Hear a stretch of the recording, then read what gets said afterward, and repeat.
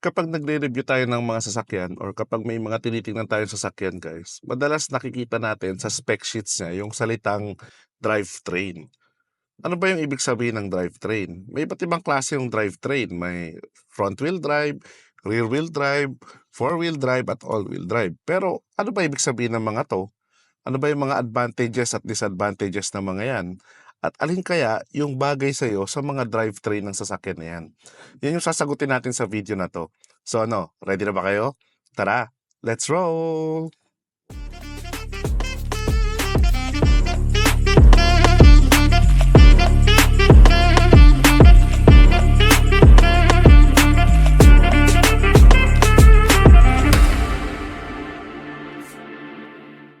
Okay, so definition of terms muna tayo guys. Ano ba ibig sabihin ng drivetrain?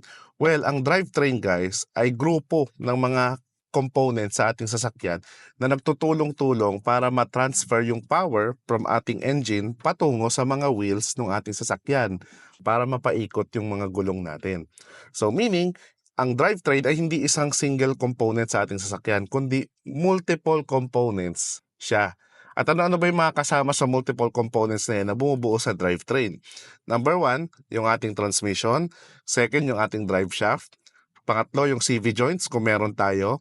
Pang-apat, yung U-joint kung meron din tayo. Differential kung available din. Axle shaft at transfer case. So ilan lang yan sa mga component na bumubuo ng drivetrain. Meron tayong apat na common types ng mga drivetrain. Ang una, yung front-wheel drive. Pangalawa, yung rear-wheel drive. Pangatlo, yung four-wheel drive. At pang-apat, yung all-wheel drive. Pag-uusapan natin yung definitions ng mga yan at yung mga pros and cons ng mga yan.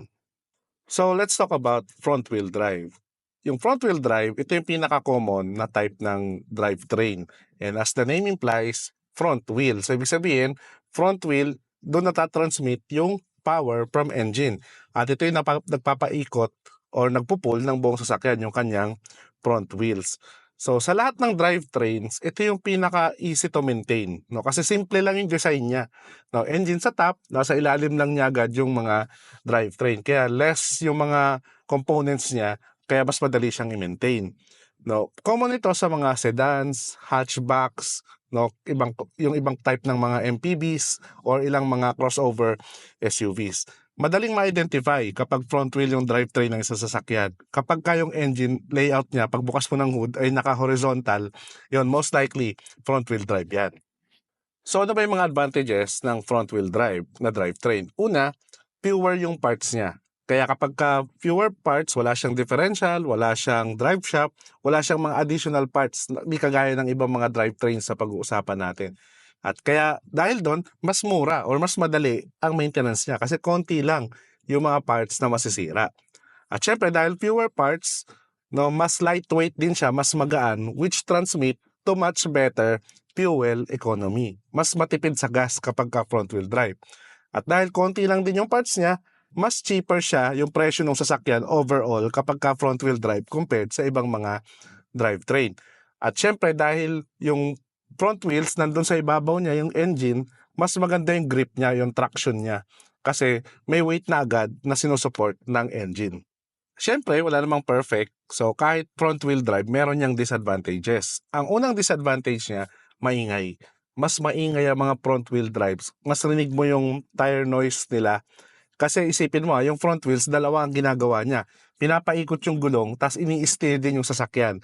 So kaya talaga pagka high speed, rinig na rinig mo talaga sa engine mo at mas malapit sa driver yung front wheels. Kaya mas rinig na rinig mo yung noise sa kanya. Isa pang disadvantage niya, kapag gravel o kaya ice yung dinadaanan mo, talagang halos zero traction siya. Pero mas mahina yung traction niya compared sa iba pang mga drivetrain. Hindi siya effective sa mga ganong situation. Isa ding disadvantage ng front wheel drive, prone siya mag-understeer. Kasi isipin nyo, lahat ng traction nasa front wheel. So kapag lumiliko ka, lalo na kapag high speed yung takbo mo, mawalan lang ng konti ng traction yung isang gulong mo sa front, malaki yung chance na hindi gumana yung pagliko mo. More likely, ma-overshoot mo yung mga kurbada. Kaya hindi advisable ang mga front wheel drive sa mga high speed na mga kurbada. Mahirapan kayo, prone kasi siya mag-understeer. Okay, so let's talk about rear wheel drives naman o RWD. So as the name implies then, rear wheel, ibig sabihin yung mga gulong naman sa likod, yung doon nasisend yung power at yun yung umiikot at nagtutulak sa ating sasakyan with the help of drive shaft at saka ng rear differential. Ang mga rear wheel drives na sasakyan, commonly found yan sa mga SUV at pickups na 4x2, may ilang mga MPVs na rear wheel drive, mga crossover SUVs, mga van, mga trucks, kahit jeep, rear wheel drive yung mga yan. Madaling malaman kapag ka rear wheel drive ang isang sasakyan kasi madali mong makikita pagbukas mo ng hood ng sasakyan kapag kayong engine ay naka-vertical alignment. So ibig sabihin yung intake niya at saka headers niya, exhaust, ay nasa magkabilang side. So ano naman yung mga advantages ng rear wheel drive? Unang-unang advantage niya guys, ito yung pinaka-best when it comes sa handling kung front wheel drive versus rear wheel drive lang naman pinag-uusapan. Kasi equally distributed yung weight niya. Hindi lahat napunta sa harap. So meron ding drive shaft sa likod at saka rear differential. So balance yung weight distribution niya. Isa din advantage ng rear wheel drive guys ay very quick yung acceleration niya. Lumalabas agad yung torque. No, kasi mabilis yung response niya. Kaya ginagamit yung rear wheel drive mostly sa mga SUVs na mga turbo diesel.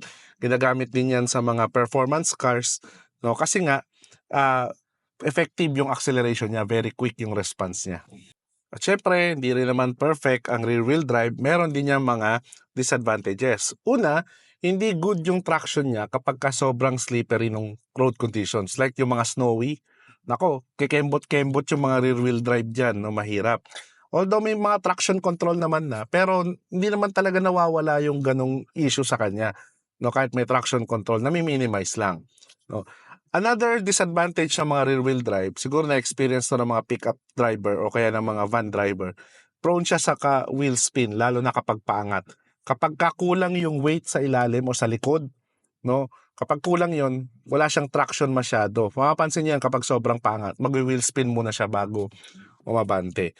Kaya yun lang naman, yung mga nakikita kong disadvantage ng rear wheel drive. Kaya hindi siya pwede kung beginner driver ka, no? Mas maganda sa'yo front wheel drive. Next sa pag-uusapan natin, yung tinatawag nating four-wheel drive of 4WD na drivetrain. Ito naman, kung gusto mo ng best of both worlds, ng front-wheel drive at saka ng rear-wheel drive, pwedeng itong four-wheel drive yung kunin mo. Also known as 4x4. Kasi meron itong 2 drive shafts, rear differential at transfer case para mapagpalit-palit niya kung between 2-wheel drive at saka 4-wheel drive system yung sasakyan mo. No. Usually, meron nitong parang mga cambio or mga knobs na pinipihit lang. Sa mga modern sasakyan, di mo na kailangan huminto eh. Kahit pihitin mo lang siya, makakapilit ka na ng selector ng 4-wheel drive o kaya ng 2-wheel drive. No? Kaya itong mga ganitong drivetrain guys, bagay na bagay to kung yung lifestyle mo, mahilig ka mag-overlanding, mag-offroading, o kaya naman madalas ka nababalahaw. No? Bagay na bagay sa yung 4-wheel drive. Pero, kapag may 4-wheel drive ka guys, tip lang tip, kapag hindi mo naman kailangan ng 4-wheel drive, so ibig sabihin, hindi ka naman nababalahaw, hindi ka naman nag-overlanding or nag-offroading, typical driving lang, sa highway or sa city driving lang, i-off mo yung 4-wheel drive, 2-wheel drive ka lang kasi madali siyang masira kapag ka lagi naka-engage. Bukod pa sa malakas siya sa fuel. So yung mga 4-wheel drives guys, usually nakikita yan sa mga SUV, mga pickup, minsan may mga crossover SUV din na 4x4, no, 4-wheel drive. So ano ba yung mga advantages ng 4-wheel drive na drivetrain? Unang-una, ideal ito kapag ka talagang mahilig ka mag-offroading, mag-overlanding. Kung talagang yun ang hobby mo, bagay na bagay sa iyo. No? Kaya nga naman, lagi kang napupunta sa mga lugar na nababalahaw ka. No? Bagay sa yung 4-wheel drive. Maganda rin sa kanya, kahit saang terrain mo siya dalhin. No? Hindi ka mangangamba, hindi ka mahihirapan kasi sure ka na hindi mababalahaw yung sasakyan mo. At dahil 4-wheel drive siya, lahat ng gulong ay umiikot. Excellent din ang 4-wheel drive kapag ka magtotow ka or kaya maghahatak ng mga bigger loads. No? Kaya nga ideal siya sa mga pick-up tsaka sa mga SUVs. At syempre, hindi rin perfect ang 4-wheel drive guys. Meron din yung mga disadvantages. Una, mas mahal siya compared sa front-wheel drive o kaya sa rear-wheel drive system. Kasi marami siyang parts na involved. So pag may mga maraming parts, may mga nasisira, mas mahal yung maintenance mo. And overall, mas mahal din ang presyo ng sasakyan na 4-wheel drive compared sa mga 2-wheel drive lang na system. Isa pang disadvantage niya dahil nga marami siyang components, nakadagdag siya sa weight. ng sasakyan mo. So more weight means more fuel consumption. At syempre, kapag ka nakakalimutan mo palaging i-disengage yung four-wheel drive system mo, prone siyang masira kung makakalimutin ka. So yun lang naman yung mga nakita kong disadvantage nito. Let's talk about yung last, yung all-wheel drive. Ang totoo guys, maraming nalilito dito. Akala nila yung four-wheel drive at saka all-wheel drive ay same lang naman. Tinanggal lang yung four, ginawang all-wheel drives. Pero ang totoo, hindi.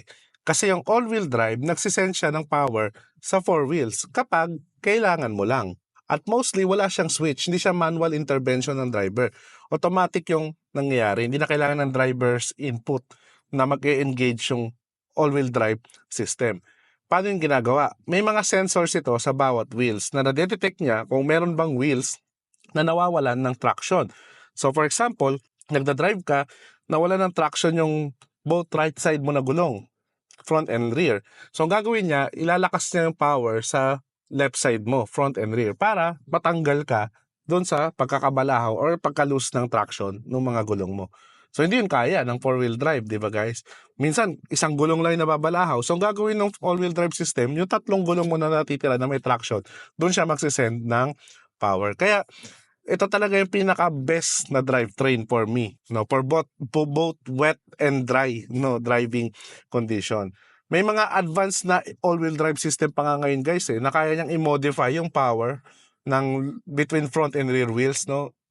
Yung mga ibang all-wheel drive kasi 50-50 lang, no, 50% sa front, 50% sa rear. Pero yung mga advanced, no, like yung Yaris GRS, kaya niyang 70-30, 70 sa likod, 30 sa harap, or and vice versa. So may mga ganong ka-advanced na all-wheel drive system. Mostly, yung mga all-wheel drive system guys, nakikita yan sa mga performance cars like yung mga Yaris GRS nga at iba pa. Mga crossover SUVs like yung Subaru Forester, no, o kaya XV, no, tama. At meron din yung mga SUV at ilang mga sedan na all-wheel drive. So ano ba yung mga advantages ng all-wheel drive? So lahat ng advantages na pinag-usapan natin ng four-wheel drive, kuha mo yon. Plus, meron siyang better acceleration, no? Better and improved traction, lalo na kapag snow condition at saka wet yung driving condition mo, sobrang lakas ng ulan, madulas yung kalsada. At no need na rin alalahanin kung naka-engage ba o disengage yung four-wheel drive mo. Kasi yung ECU na, yung pahala, mag-adjust or mag-engage or disengage ng all-wheel drive mo sa lahat ng gulong mo. Siyempre, di rin perfect ang all-wheel drive. Meron din yung disadvantages. Ang unang disadvantage yan, mas mahal yan. Kasi mas marami siyang parts, marami ding sensor yan. Kaya kapag nasiraan ka niyan, mas mahal yung maintenance niyan. At overall, pinakamahal yan sa lahat ng klase ng drivetrains, mga all-wheel drives, pag binili mo yung sasakyan. Isa pa, dahil mas marami din itong parts, mas mabigat, mas expensive or mas malakas din ito sa gas compared sa iba pang mga drivetrains sa pinag-usapan natin. So yun lang naman, yung mga disadvantages ng mga all-wheel drive. So ngayon guys, nakita na natin lahat ng apat na drivetrains, no, front-wheel drive, rear-wheel drive, four-wheel drive at all-wheel drive. No, nakita na rin natin yung pros and cons ng bawat isang yan.